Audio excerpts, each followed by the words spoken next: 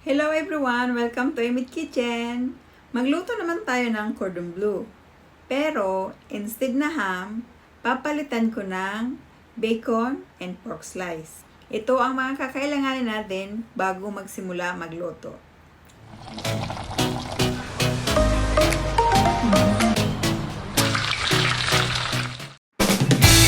Pork slice, bacon, seasoning mix, cheese slice, chicken, 2 eggs, flour, breadcrumbs. Umpisahan na natin mag-marinate ng chicken. Slice lang natin siya ng manipis. Yung manipis lang po pagka-slice para madaling i-flap.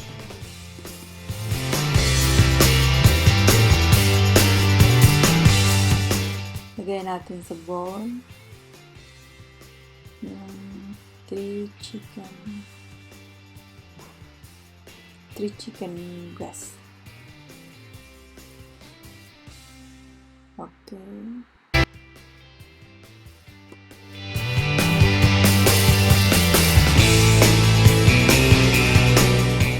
Maglagay tayo ng 2 teaspoon of mirin.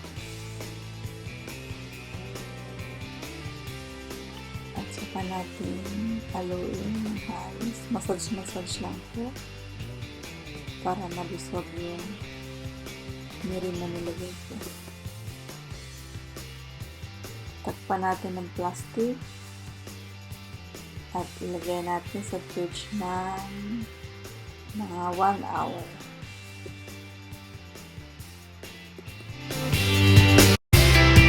Ito na yung chicken after 1 hour marinated. At gagawin na natin ang process. Gagamit tayo dito ng tools. Yung ganito, pupukpok. Pupukpukin lang natin yung chicken para mag-flatten siya.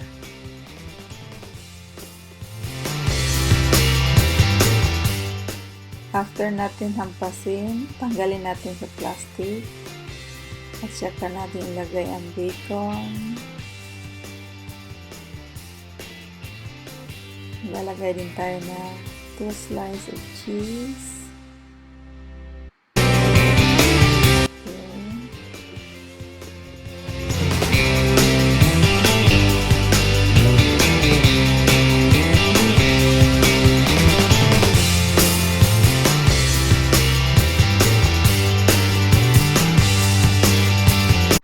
Maglagay tayo ng pickles at i-cover natin ang magkabilang dulo ng chicken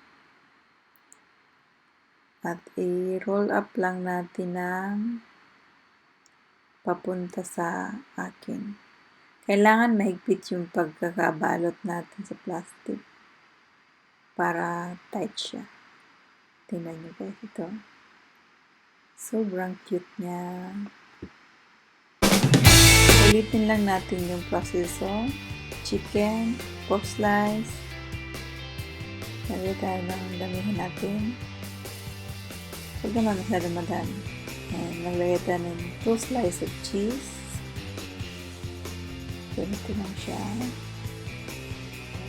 At saka maglalagay din tayo ng pickles. Okay.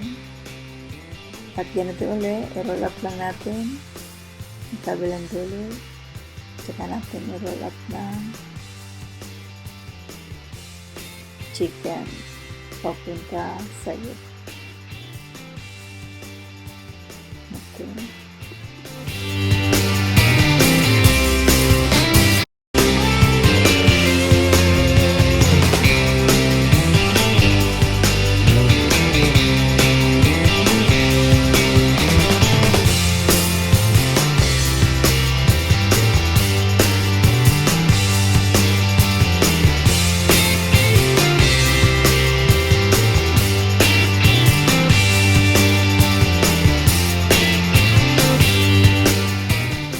Ikot lang natin yung plastic magkabilang dulo.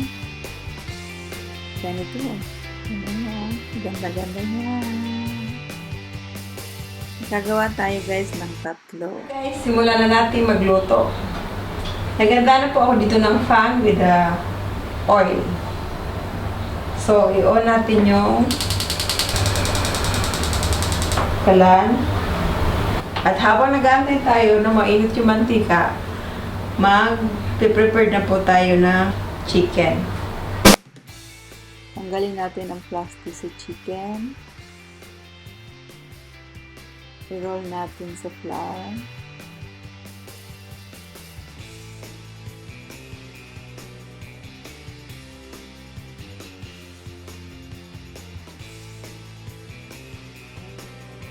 At i-roll din natin sa egg. Dapat po guys is coated lahat. At ilagay natin sa breadcrumbs.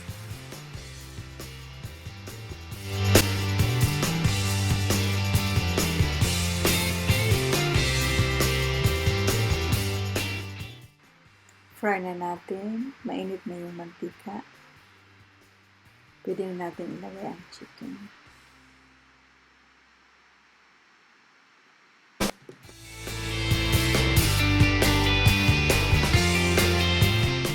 Ulitin lang natin ang proseso. Same lang po.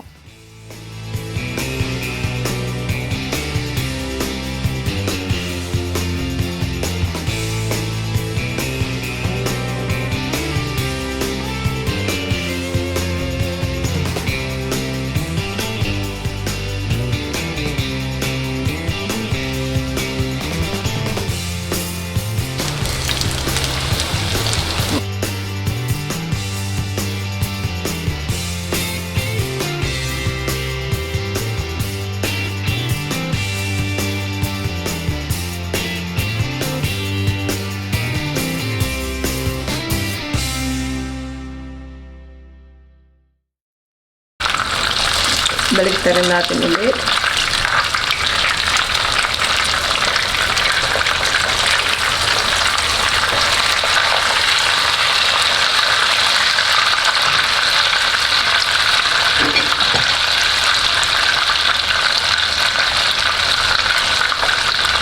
Hanguin na natin.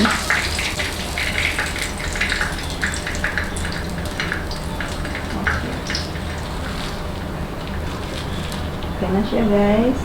Magawa naman tayo ngayon ng creamy sauce. Lagyan natin yung pan, butter, may na lang po yung apoy. At ilalagay natin yung flour. At haluin natin hanggang ma-dissolve sa butter ang flour.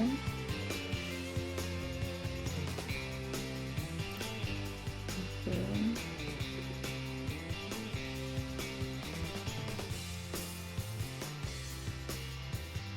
At saka ilagay natin ang fresh milk.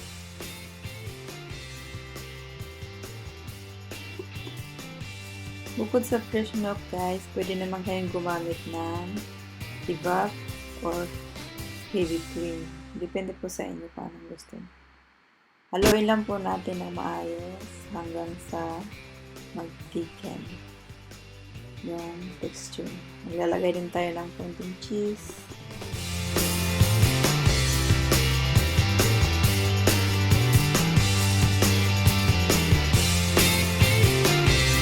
Maglagay tayo ng white pepper, chili powder, kunti lang, at i-mix up natin.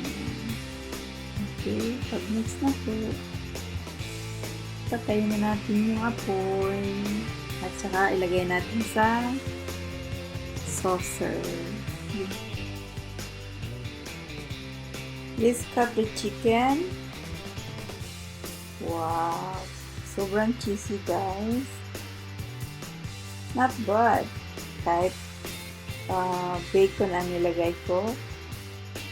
Parang parehas lang naman siya. Okay. Same lang siya. Arrange na natin siya. Done! Thank you so much for watching at Imit Kitchen. See you next time!